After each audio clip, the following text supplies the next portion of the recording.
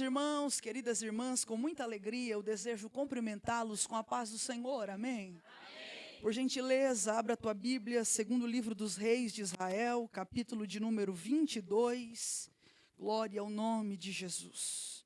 Eu quero ser fiel àquilo que Deus propôs ao coração de vocês. Segundo livro dos reis de Israel, capítulo de número 22, nós leremos os versículos de número 14 e o versículo de número 15. Glória a Deus. Segundo livro dos reis de Israel, capítulo 22, verso 14, diz-nos o texto da palavra do Senhor. Então foi o sacerdote Ilquias, e Aicão, Aquibor, Safã e Asaías, a profetisa Uda, mulher de Salum, filho de Tíquiva, o filho de Haras, o guarda das vestimentas. E ela quem, Uda, habitava em Jerusalém, na segunda parte. E lhe falaram, e ela lhes disse: assim diz o Senhor. Assim diz o Senhor. O Senhor Deus de Israel, dizei ao homem que vos enviou a mim. Amém. Tome o seu assento, por gentileza. Queridos irmãos, queridas irmãs, eu quero ser muito grata a Deus pelo privilégio que Ele me concede de estar esta noite com vocês, para servirmos o Senhor com alegria, louvar a Deus pela vida da pastora Roseli. Muito obrigado, pastora, pela forma tão amável que a senhora nos recebe esta noite. Que o Senhor seja louvado pela vida de cada uma de vocês, minhas irmãs. Que o Senhor continue sustentando vocês e que estes 3 anos se multipliquem em muitos anos de serviço para a glória de Deus. Que o Senhor continue honrando a vida de cada uma de vocês e lhes dê a alegria de ter de Deus as suas orações respondidas no nome de Jesus. Queridos irmãos, o texto que lemos, o texto que é tema desta festa, sem dúvida alguma, é um texto interessantíssimo da palavra de Deus. Quando nós olhamos para o texto do capítulo 22, nós somos levados a alguns questionamentos, a algumas perguntas. Olhando para o capítulo 22 do segundo livro dos reis de Israel, nós vamos perceber que o cenário é um cenário de crise. E falar sobre crise é, sem dúvida alguma, refletir a respeito de uma realidade possível a todos nós. Em algum momento da nossa vida, em algum momento da nossa trajetória, em algum momento da nossa caminhada, nós vivenciamos uma crise. E se fôssemos falar sobre crise, teríamos crises de várias ordens para falar. Nós passamos, há não muito tempo atrás, por uma crise sanitária que aplacou o mundo inteiro. Crise financeira, crise de ordem moral, social, religiosa, crise. Todo mundo passa por crise. E quando nós olhamos para o capítulo de número 22, nós vamos entender que em meio à crise, Deus faz coisas extraordinárias. E eu não sei, mas se você chegou aqui vivenciando crises, você já pode sair feliz, porque eu disse que Deus faz coisas extraordinárias em meio à crise.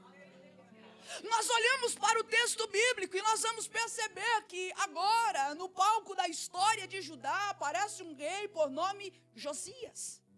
E se nós formos olhar para a sua história, a Bíblia vai dizer que ele é neto de Manassés, é filho de Amon. Homens que não foram fiéis ao Senhor. Homens que não reinaram, que não governaram conforme a vontade do Senhor. A Bíblia vai dizer que Manassés avô de Josias, foi um rei tão ímpio, um rei tão perverso, ao ponto do texto do capítulo 21 dizer que ele derramou muitíssimo sangue inocente, até que encheu Jerusalém.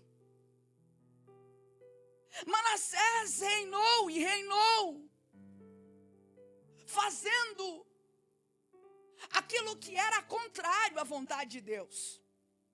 Manassés morre, assume Amon, seu filho, o trono, e Amon anda nos caminhos do seu pai Manassés. E a Bíblia vai dizer que após o assassinato de Amon, Josias, com 8 anos de idade, é constituído rei de Judá. Você conhece a história bíblica. E o texto vai contar-nos então que esse menino, que começa a reinar aos 8 anos, o cronista faz questão de nos contar, no capítulo 34 do segundo livro das Crônicas de Israel, que aos 16 anos, esse moço que ocupava o trono, começou a buscar ao Senhor. Ele tem 16 anos, mas ele resolveu fazer o que o seu avô não fez, o que o seu pai não fez. Ele resolveu buscar ao Senhor. E o texto diz que aos 20 anos, então, ele começa a purificar a terra. Ele começa a purificar as casas. Josias começa a remover da terra aquilo que foi estabelecido pelas suas gerações. Josias começa a reparar e a remover todas as marcas da idolatria que estavam impregnadas, os altares, os postes ídolos. Ele começa a purificar a terra. E o texto diz que então ele purifica as casas, ele purifica a terra. Mas aos 26 anos, Josias tem um propósito estabelecido no seu coração.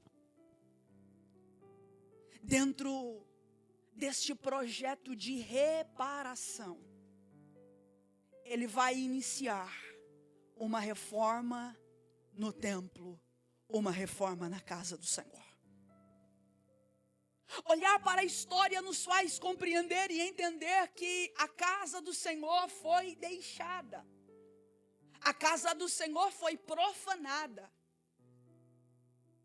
E agora é necessário limpeza, reforma, mudança. E se você já fez alguma reforma, você sabe que para reformar a gente precisa de dinheiro. Reformar é um negócio tão interessante que você faz o planejamento da reforma. Só que eu não sei o que acontece. Quando começa a mexer no negócio, aparece mais alguma coisa. E aquilo que a gente achava que estava no orçamento, sempre tem alguma surpresa. É assim ou não é? Reformar custa, e custa mais do que o desejo de ver bonito. E a Bíblia vai dizer então que agora Josias, ele dá uma ordem. E a ordem é para que fosse tomado os valores da casa do tesouro, para que então essa obra fosse custeada e a reforma acontecesse. Só que a Bíblia vai dizer que quando eles entram na casa do tesouro para tomar os valores, para ver aquilo que era necessário para a reforma, para o reparo, para a construção, para a obra que seria feita, há uma surpresa. E a surpresa é que quando eles foram tomar os valores para entregar aos encarregados da obra, eles chegam a uma constatação. Eles não foram lá para procurar o que encontraram. Eles foram lá para pegar dos valores que sabiam que ali estavam. Mas o texto vai dizer que enquanto eles vão tomando os valores para entregar aos encarregados da obra, a lei do Senhor é encontrada dentro do templo. Quando nós olhamos para o texto, nós vamos compreender que a lei do Senhor estava perdida dentro da casa do Senhor. A lei do Senhor estava perdida, encoberta em meio aos valores, porque em algum momento da história de Judá, eles preferiram mais o tesouro do que o Deus do tesouro. Eles preferiram mais os valores do que o Deus que havia dado a eles, muito mais do que um valor monetário. Nós vamos olhar para a história, nós vamos entender que eles encontram um pergaminho, eles encontram uma parte, muito provavelmente, segundo o que diz os estudiosos bíblicos, eles encontraram o pergaminho do livro de Deuteronômio, o livro das palavras. Eu acho extraordinário pensar isso, extraordinário pensar que eles encontram o livro de Deuteronômio, a lei que o Senhor Deus deu por intermédio de Moisés, o Pentateuco, os 5 primeiros livros da Bíblia. Eles poderiam ter achado Gênesis, eles poderiam ter achado Êxodo, eles poderiam ter achado Levítico, eles poderiam ter achado Números, mas há um consenso que eles encontraram o livro de Deuteronômio. E por que é tão extraordinário isso? Porque o livro de Deuteronômio, o livro de Devarim, o livro das palavras, foi o livro que Deus deu ao povo quando eles estavam prestes a entrar na terra. Dentre tantas observações que Deus está fazendo, o livro de Deuteronômio manifesta o zelo de um Deus que ama, e o Deus que ama está advertindo o povo para que na constância da terra eles não se esquecessem do Senhor.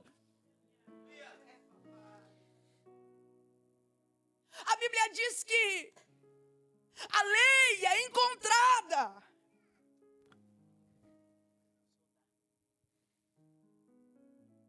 Eles levam ao rei. E a Bíblia vai dizer que quando Safã leu a lei diante do rei, ao ouvir a lei do Senhor, aquele moço rasga suas vestes, se prostra diante do Senhor, e a sua palavra é vão, e consultem o Senhor por mim. Olhar para o texto é perceber que em meio à crise que estava estabelecida em Judá, perceber que a crise era muito mais do que uma crise política, porque tinha um rei mau, um rei que conduziu o povo em pecado, em idolatria. As consequências permanecem.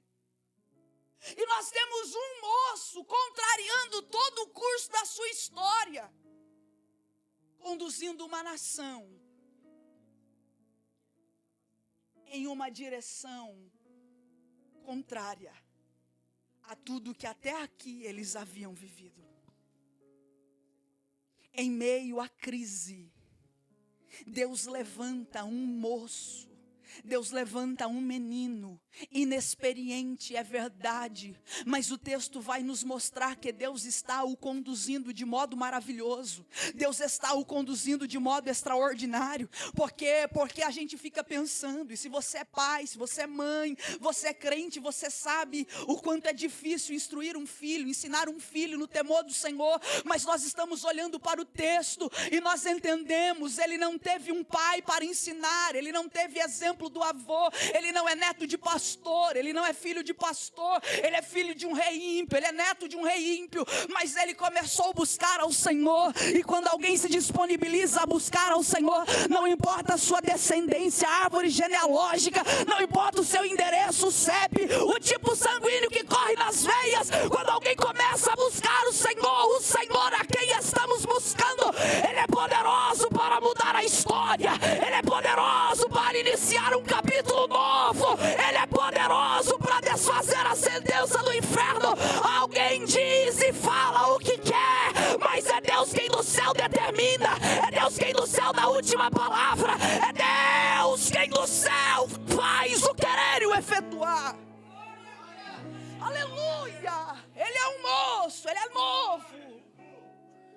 Mas quando ouve a lei do Senhor, o texto diz que Ele manda. E Ele manda que eles vão consultar o Senhor. Capítulo 22, verso 13, diz o texto: ide e consultai ao Senhor por mim, pelo povo e por todo Judá, acerca das palavras desse livro que se achou.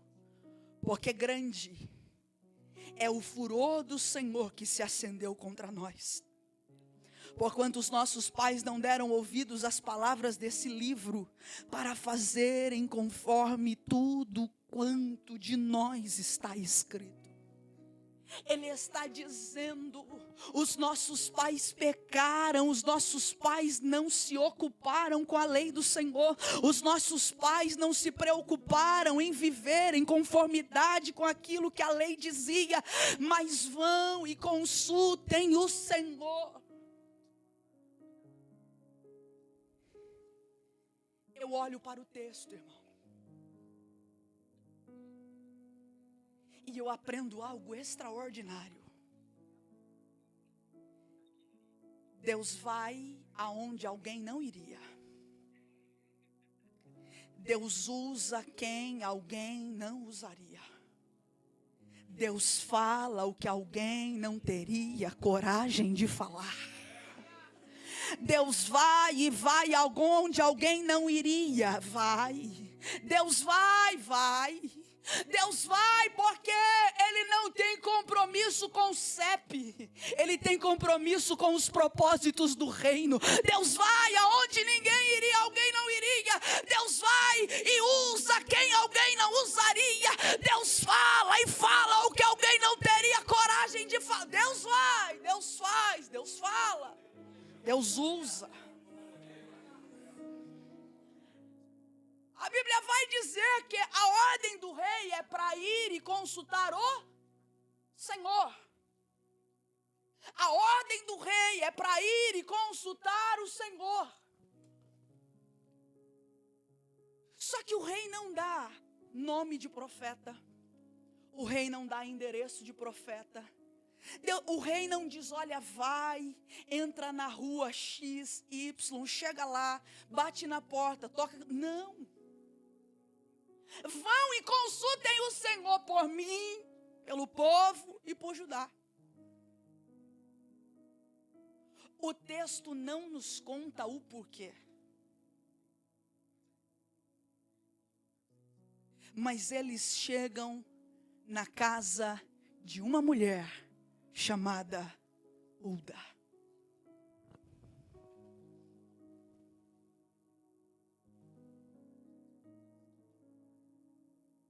O texto diz que ela morava na segunda parte de Jerusalém. Por que que eles vão até a casa de Hulda?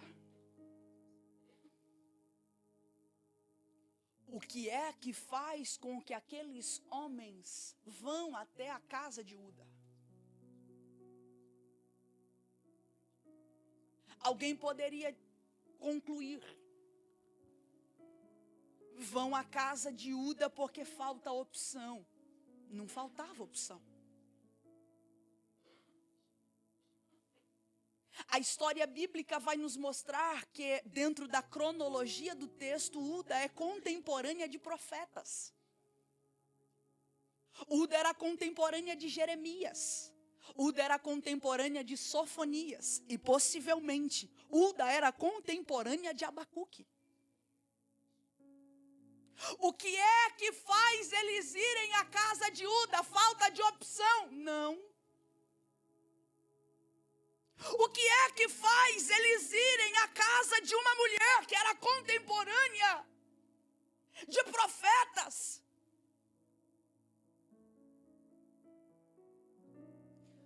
Profetas esses, que nós chamamos profetas literários. Eles escreveram e a sua escrita foi conservada para proveito nosso. Deus resolve usar uma anônima. Não nos há dúvida de que foi o Senhor quem os levou à casa de Uda. Porque quando eles chegam na casa de Uda, Uda tem mensagem de Deus para entregar a eles. Não nos resta dúvidas de que eles foram à casa de Uda, conduzidos pelo Senhor. Porque quando chegam lá, dos lábios de Uda, é assim diz o Senhor. Eles poderiam ter ido, é verdade, atrás de outros profetas. Eles poderiam ter batido em outras portas, mas Deus resolveu usar uma anônima. Deus resolveu usar uma mulher que vivia na segunda parte de Jerusalém, isto é, vivia na periferia de Jerusalém. Deus resolveu ir lá na periferia de Jerusalém, tomar uma mulher crente, uma mulher fiel, para usar para os seus propósitos. O que faz eles irem a Uda?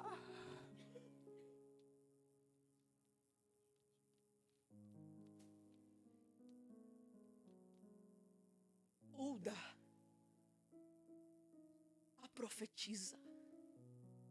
A sua passagem pelo texto bíblico é tão breve, é tão singela, mas é tão relevante para nós. Porque eu fico imaginando que se Josias era um moço, se Josias era um menino, que estava ainda aprendendo a caminhar com o Senhor, Uda não era.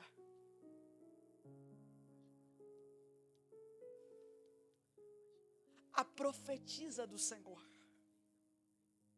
O texto diz que ela era esposa de um homem chamado Salum. Salum era o guarda das roupas, das vestiduras do templo. Salum tinha a responsabilidade de ser, permitam-me a expressão, o alfaiate do avivamento. Porque Salum não só guardava a roupa, ele tinha a responsabilidade de guardar, de costurar e de lavar estas vestes. Você conhece a história bíblica. E quando o Senhor Deus dá a Moisés as orientações cerimoniais do trabalho dentro do templo, do tabernáculo, do sacrifício, uma das coisas que o Senhor Deus vai orientar a Moisés que faça é uma espécie de calção que os sacerdotes usariam por debaixo da veste. Sacerdote não podia servir ao templo com roupa suja. Sacerdote não podia servir ao templo com roupa rasgada. A gente olha para o texto e percebe que na periferia de Jerusalém tem uma profetisa que é casada com um homem que é responsável por lavar, por guardar e costurar as roupas, as vestes do tabernáculo, do templo. Salum tinha a responsabilidade de cuidar para que aquelas roupas não tivessem manchas, para que aquelas roupas não tivessem rasgos. Isso é muito extraordinário. Porque nós estamos em um tempo em que as pessoas querem ser vistas e notadas. Mas na periferia de Jerusalém, o Senhor chamou um casal anônimo para fazer coisas extraordinárias. Porque alguém pensa que extraordinário é só o que os outros veem, é só o que os outros sabem. Alguém pensa que coisa extraordinária só acontece debaixo dos holofotes da vida, quando alguém está olhando, quando alguém está vendo, quando alguém está validando. Mas na periferia de Jerusalém tinha um casal santo, crente, compromissado com o reino de Deus, fazendo a diferença. Porque para o sacerdote trabalhar no templo, ministrar no templo, tem um Salum cuidando da roupa, limpando, lavando, costurando. posturando para eu estar aqui esta noite falando-lhes a palavra. Alguém trabalhou para que essa igreja fosse limpa, fosse arrumada, adorada. Alguém trabalhou. Tem muita gente trabalhando no bastidor. Tem muita gente vivendo vida santa no bastidor. Tem muita gente no bastidor fazendo o que o Instagram nunca será capaz de mostrar. Tem muita gente no bastidor sustentando o trabalho do Senhor com zelo, com excelência.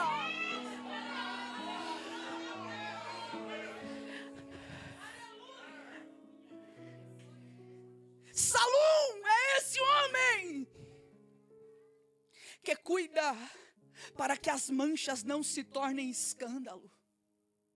Salum é esse homem que cuida para que rasgos não se tornem rupturas. Salum é um tipo de crente tão necessário nos nossos dias, que não está preocupado em ter oportunidade no culto de domingo à noite, mas ele está ocupado em aconselhar, ele está ocupado em interceder, ele está ocupado em corrigir alguém, quando ninguém vê, quando ninguém contempla, quando as luzes se apagam, o Salum está trabalhando para que o reino de Deus continue avançando e o nome do Senhor seja glorificado. Deixa eu te dizer uma coisa. O significado do nome Salum é recompensado. E aí eu me lembro do Senhor Jesus nos ensinando. No capítulo 6 do relato de Mateus, ele diz: olha, quando vocês forem orar, entra no teu quarto, fecha a porta, ora ao Pai que te vê em secreto. E ele em secreto te recompensará. Irmãos, eu olho para o texto e eu aprendo com Jesus. Não tem nada que seja desconhecido dos homens que não seja conhecido nos céus. Pode passar batido na terra e tem muita coisa que é bom mesmo que passe desapercebido na terra, porque o que passa desapercebido na terra é conhecido no céu. Tem gente vivendo de tapinha nas costas, tem gente vivendo de validação humana, tem gente que está sendo movida por um texto que se posta nas redes sociais, dizendo: você fez, eu te agradeço. Tem gente vivendo de menções, de arroba, de ser mencionado nas redes, mas ainda tem Salum de Deus, que tem compromisso com o céu, que não precisa estar no palco, entendeu o seu lugar no bastidor, não precisa de holofote, não precisa de reconhecimento, entendeu o seu lugar no reino, entendeu que no reino maior é quem serve.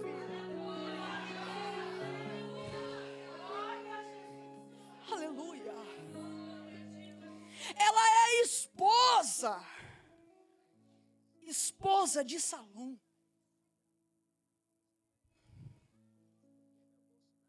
Anônimos que o Senhor resolveu usar. Anônimos que dizem: assim diz o Senhor. Anônimos que quando a crise estabelece, o problema vem, alguém se lembra. Tem uma irmã lá no João Ramalho a quem nós podemos recorrer. Tem um obreiro lá no João Ramalho a quem nós podemos recorrer. Anônimos que no dia da crise alguém pode recorrer a eles, porque sabe que na boca dele tem palavra de Deus, porque sabe que na boca dela não se aparta o conselho do Senhor. Irmãos, nós estamos vivendo dias de valores invertidos, e alguém tem ido tomar conselho com um povo que se diz povo de Deus, e na boca dele só a destruição, só a morte, só a miséria.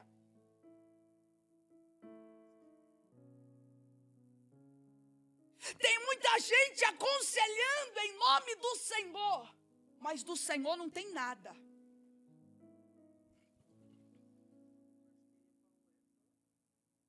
Deus poderia ter levantado alguém dentro do palácio, poderia. Porque o dia que Deus quis usar alguém no palácio, nós vamos perceber anos mais tarde, na ocasião do cativeiro. Deus quis usar um tal de Daniel dentro do palácio da Babilônia. Deus levou ele lá. Deu a ele posição na corte, porque Deus quis ele lá.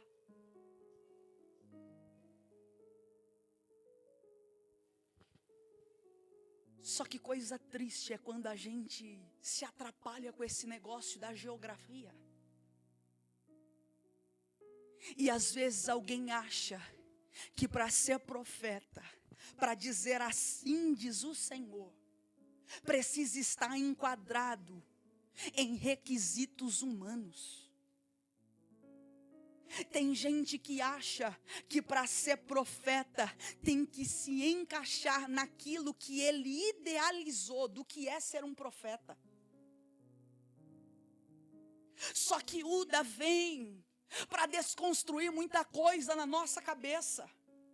Porque Deus resolveu usar uma mulher pobre da periferia, mas que tinha contato com o céu, que tinha comunhão com Deus. Eu olho para a vida de Uda e eu aprendo uma lição extraordinária. Se Deus quisesse ter levantado alguém dentro do palácio, teria levantado. Se Deus quisesse levantar alguém lá dentro do templo, teria levantado. Mas Deus quis usar uma mulher lá da periferia.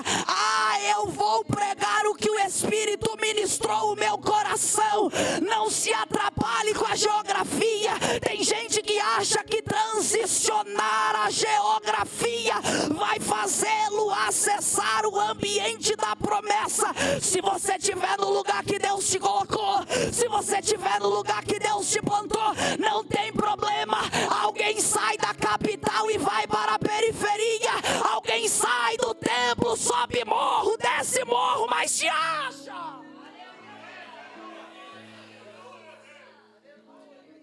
Mas eu sou anônima, não vão me encontrar. Depende de quem te procura. Não, porque se eu não fizer contatos, eu vou morrer esquecido. Depende. Você espera ser encontrado de quem? Não, porque se eu não fizer alguma coisa, eu nunca vou viver a promessa. Cuidado com isso. Às vezes a gente quer ajudar a Deus, mas Deus está dizendo: te conheço, sei o que confiei em tuas mãos, sei teu nome, sobrenome, sei teu CPF, sei teu CEP, e o dia que eu tiver de te usar, o dia que eu tiver de te fazer acessar o ambiente, eu crio cenário, crio situação. Basta que você esteja na minha rota, esteja na rota de Deus, esteja, não está escondida. Não, mas ninguém vai levar. Vai. Se Deus quiser, os homens te acham. Mas se Deus te esconder, irmão, pode ter até rastreador via satélite. Se Deus te esconder, ninguém te acha. Ela era profeta. E que desafio nós temos aqui. O desafio de ser esposa, profeta e ainda está disponível. A vida de Uda nos ensina, irmãos e irmãs, homens, mulheres, moças, rapazes que me ouvem esta noite. A vida de Uda nos ensina que nada é justificativa para a gente abandonar o propósito de Deus. A vida de Uda nos ensina que se a gente for bons mordomos daquilo que Deus nos confiou, nós estaremos disponíveis quando Deus mandar nos chamar. Ela é profeta. Olhando para o texto, nós vamos perceber que ao menos 4 vezes ela repete a expressão, assim diz o Senhor. Ela é profeta e a mensagem que ela entrega é inquestionável. Porque nós conhecemos o texto bíblico e nós vamos ver que se cumpre aquilo que ela profetiza. Mas me chama a atenção que a sua mensagem é curta, é precisa e objetiva. Uda deixa claro que o seu compromisso é com o céu. E é por isso que no versículo 15 que lemos, ela diz ao homem que enviou: vocês a mim. Digam a ele que eu vou trazer mal sobre este lugar, sobre os moradores. Ela vai profetizando, ela vai proferindo a mensagem de Deus. E eu acho extraordinário olhar para Uda e perceber que ela não se perde na formalidade. Ela não se perde ao se impressionar com quem estava enviando aqueles homens. Eu olho para Uda e eu aprendo que ela foi conservada para um propósito. Aprendo que em meio à crise Deus conserva anônimos para um propósito. Mas quando chega o dia de abrir a boca, ela não se embaraça com o fato de que vieram a mando do rei. Ela não se atrapalha, porque o rei era neto de Manassés, filho de Amon. Não. Ela tem uma mensagem e a mensagem é entregue. Ela não se preocupa com formalismos, ela não se preocupa com o teor da mensagem, ela tão somente entrega a mensagem. Ela é profeta. O que vai acontecer? A Bíblia vai mostrar-nos que é por conta do arrependimento do rei. Por conta da forma como ele se prostra diante do Senhor ao ouvir a lei do Senhor. Ele vai desfrutar do favor de Deus. Ele vai desfrutar de livramento. A Bíblia diz que ao ouvir a mensagem que Uda enviou a ele, ele vai proclamar um concerto. A Páscoa será celebrada e o nome do Senhor será glorificado. Mas perceba, o que Deus determinou sobre Judá, ele não muda de ideia. Tem livramento para Josias, mas não tem livramento para Judá. Judá vai ser levado ao cativeiro anos mais tarde, como consequência daquilo que foi feito. Mas eu concluo dizendo a você esta noite: Josias entendeu, Josias se arrependeu, Josias fez um concerto com o Senhor. E por causa do concerto de Josias, por causa da inclinação do seu coração, houve livramento. A vida de Josias me ensina, que enquanto a lei do Senhor for lida, enquanto a lei do Senhor for conhecida, haverá arrependimento, haverá conserto, haverá livramento. A vida de Josias me ensina, em todo lugar do mundo, aonde quer que for, que perderem a lei do Senhor, em qualquer lugar aonde não valorizarem a lei do Senhor, a questão é, na tua casa a lei do Senhor está onde? Na tua vida a lei do Senhor está onde? A questão é que esta noite o Senhor de toda a terra nos reuniu, e a pergunta do dos céus para nós esta noite o teu coração está mais comprometido com o tesouro que te dei ou com a lei que te entreguei? Aonde está o teu coração esta noite? O teu coração está na bênção que Deus te entregou, ou o teu coração está firmado no Deus abençoador?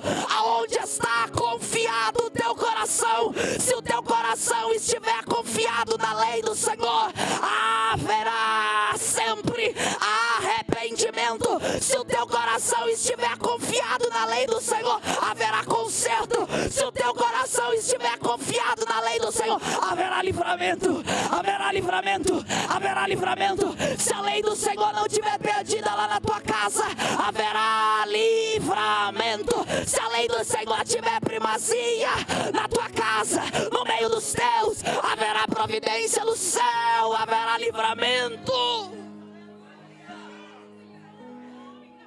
Haverá.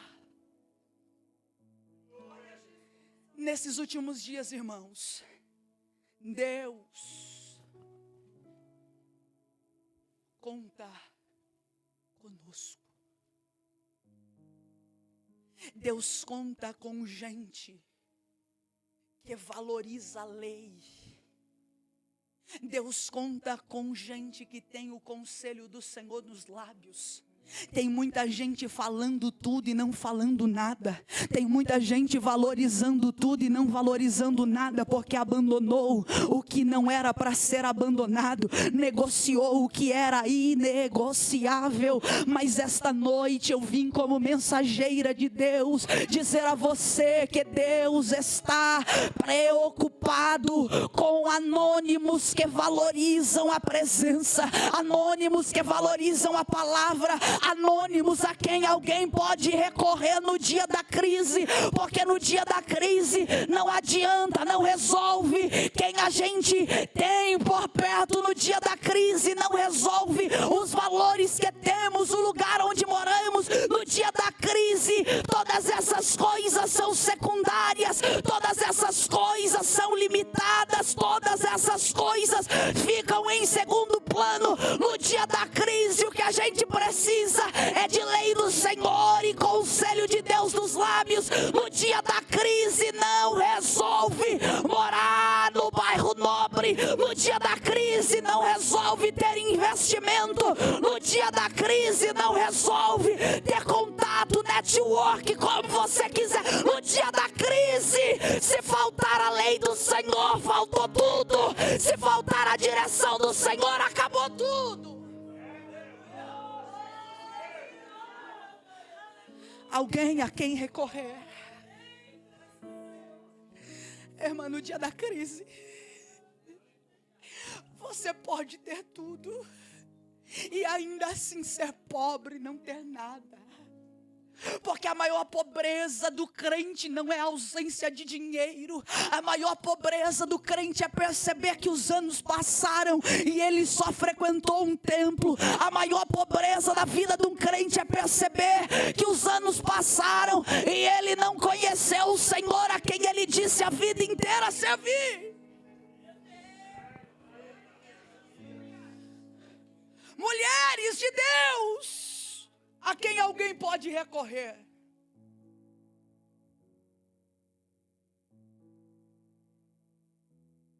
Homens de Deus a quem alguém pode recorrer.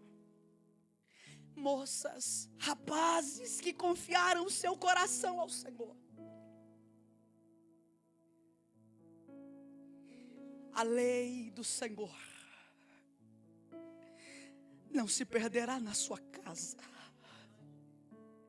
A lei do Senhor não se perderá na sua casa. O bem do Senhor te alcançará, mas você não vai esquecer do Senhor que te abençoou. A lei do Senhor não se apartará da tua casa, e você terá a alegria de ver os filhos dos teus filhos, e a bênção de Deus sobre a tua casa. O conselho do Senhor não se apartará dos seus lábios, e você será conhecido como homem de Deus, como mulher de Deus. Quando a aflição chegar, quando a luta vier, alguém vai dizer lá no João Ramalho: tem gente crente gente, lá no João Amalho tem gente que tem compromisso com a lei do Senhor. Lá no João Amalho tem gente que quando fala o conselho de Deus. Eu quero orar por você, as horas se foram, se coloque de pé por gentileza.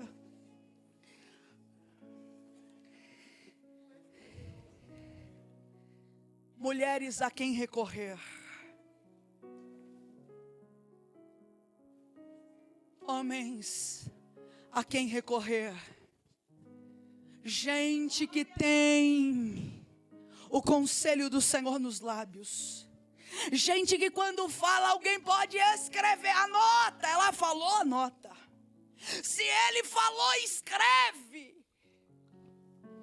Porque assim como disse, se fará. Não é normal.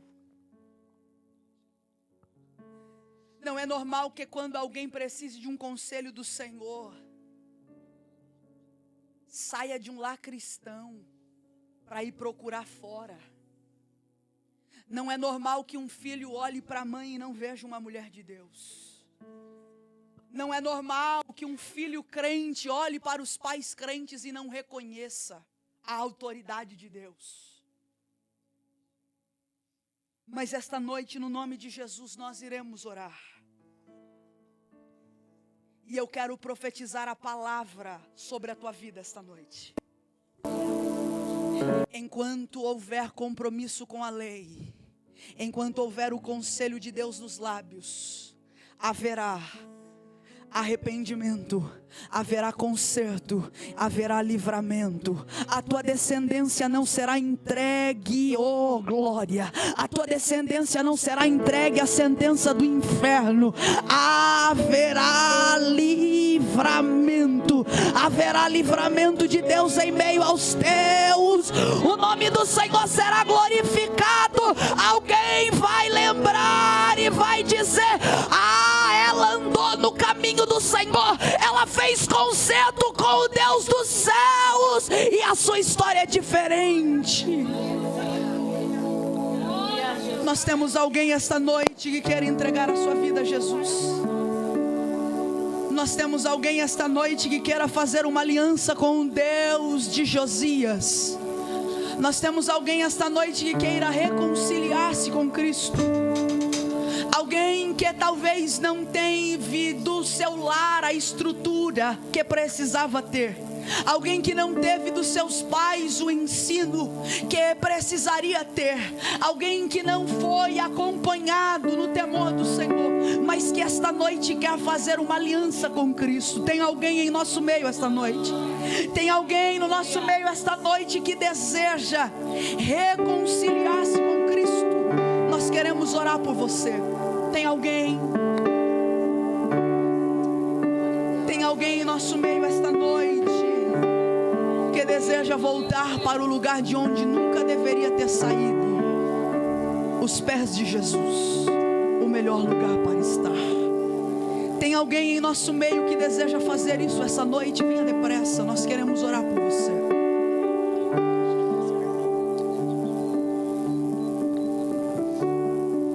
Não há ninguém. Eu insisto mais uma vez. Onde está você que deseja entregar a sua vida a Jesus esta noite? Que deseja reconciliar-se com Cristo esta noite? Nós queremos orar por você. Nós queremos abençoar a tua vida. Onde está você?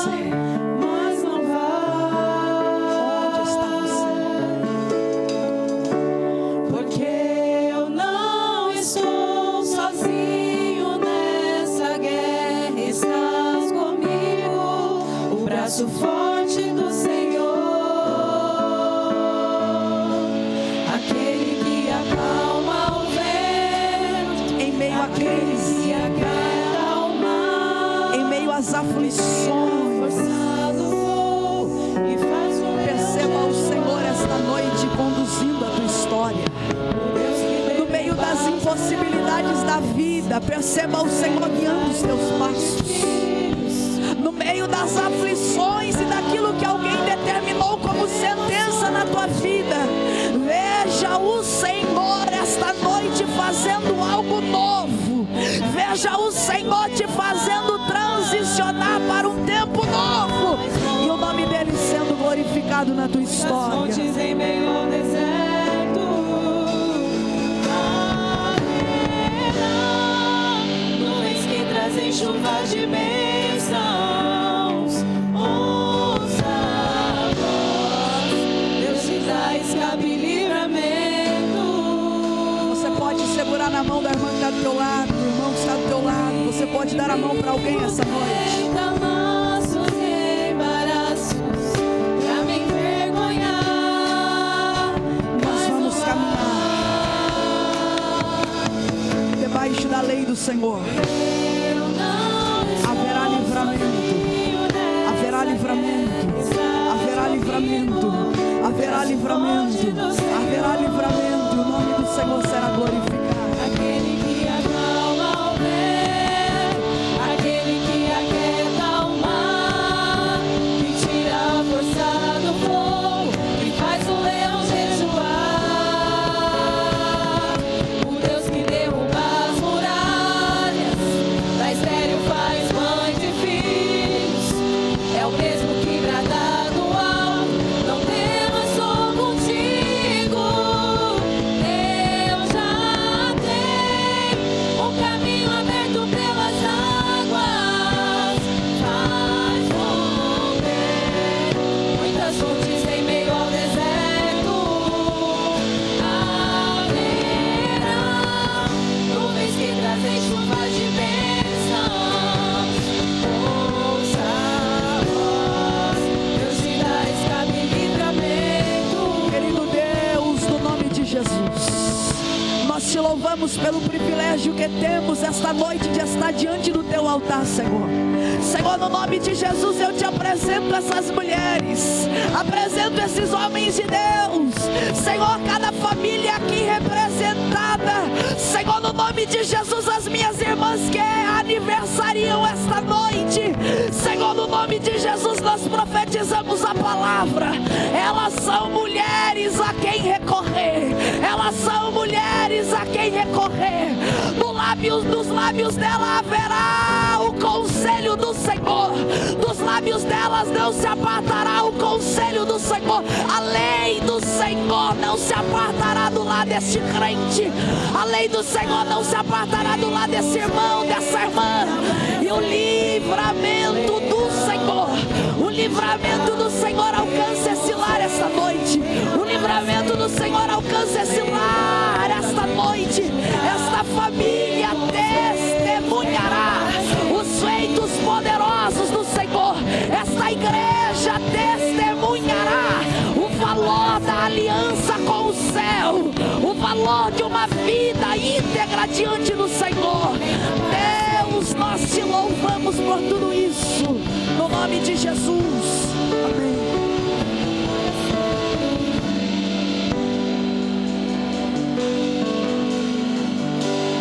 Aleluia. Você pode adorar o nome do Senhor. Quem pode glorifica, quem pode exalta, porque Ele está na casa nessa noite. E Ele bradou através da palavra no nosso coração. Não importa o cenário, não importa a crise a ser enfrentada, Deus está levantando homens e mulheres para ser diferente nessa terra. Deus está levantando alguém para proclamar a palavra do Senhor. Só quem crê adora, só quem crê exalta.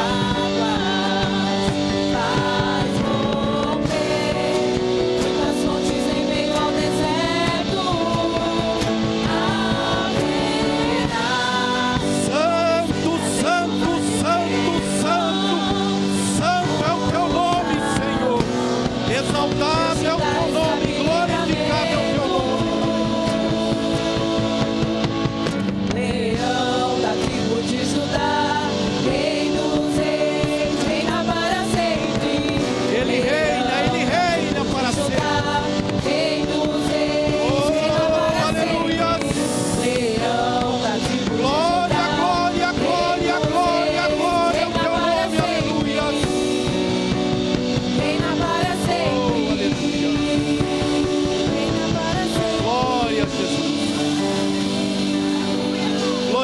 nome do Senhor.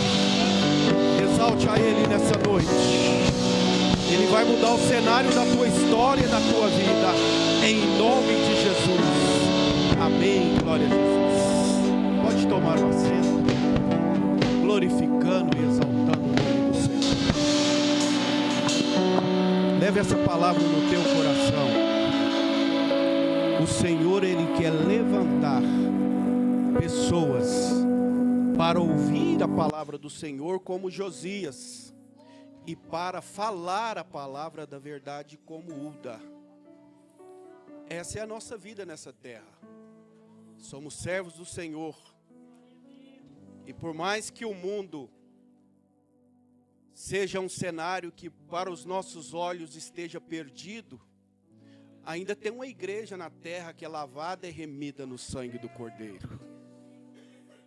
E ela é a diferença nessa terra, amém? Que o Senhor Jesus possa continuar abençoando a vida da irmã, da nossa cantora aqui, que cantou, louvou, adorou o nome do Senhor. Que continue fazendo a obra do Senhor, com toda a vontade de Deus no coração de cada um, amém? Nós vamos encerrar mais um culto.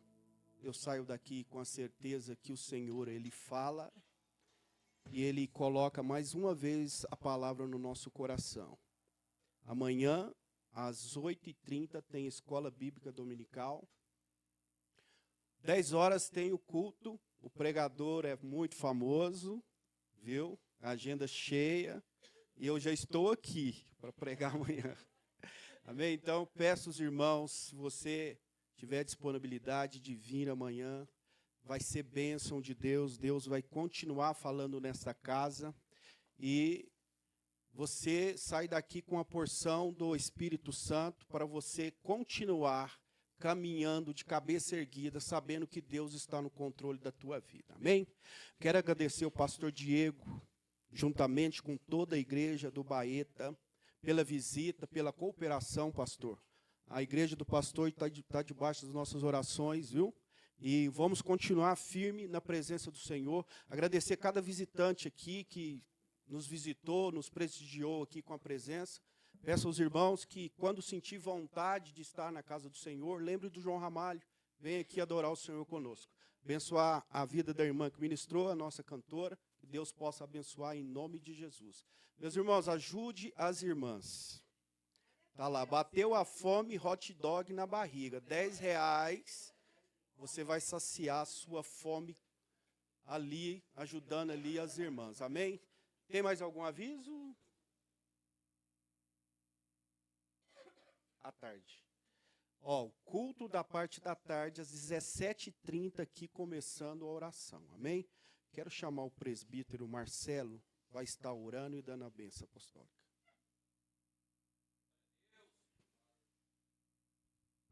Graças a Deus. Cumprimento os irmãos com a paz do Senhor. Também parabenizar essa festividade das nossas irmãs, está muito bonito. Há um jargão que muitos pregadores usam no final do congresso, no domingo à noite, né? Que o nosso Deus fecha com chave de ouro. Nosso Deus, Ele abre com chave de ouro e fecha com chave de ouro, porque Ele é o dono do ouro e da prata. Amém? Aqueles que puderem, se coloquem de pé. Vamos agradecer ao Senhor por este culto maravilhoso, para Deus nos levar em paz para os nossos lares. Amém? Oremos. Senhor nosso Deus, bendito e maravilhoso Pai, somos gratos ao Senhor por tudo quanto aconteceu aqui nesta noite, ó Pai. É tudo para a Tua honra e para a Tua glória. E sabemos que o Senhor fez, meu Pai, e continuará fazendo na vida de cada um dos Teus filhos, Senhor. Pai, ser com o Teu povo, meu Pai, levando-os em paz para os seus lares, Senhor meu Deus, livrando, Senhor meu Deus, da mão do malfeitor, livrando de todo perigo, dando uma noite excelente para os Teus filhos, saboreando esta palavra, este culto, tudo quanto aconteceu aqui nesta noite. Nós somos gratos ao Senhor e sabemos que o Senhor ainda terá muito mais para o Teu povo, Senhor meu Deus, amanhã, na parte da manhã e também à noite, e assim nós Te agradecemos por este momento, agradecemos em nome do Senhor Jesus. Amém. Faça assim, meus irmãos, para receber. Que o grande amor de Deus, a graça do nosso Senhor e Salvador Jesus Cristo e as doces consolações do Espírito Santo sejam com todos hoje e para todos sempre, e todos possamos dizer amém.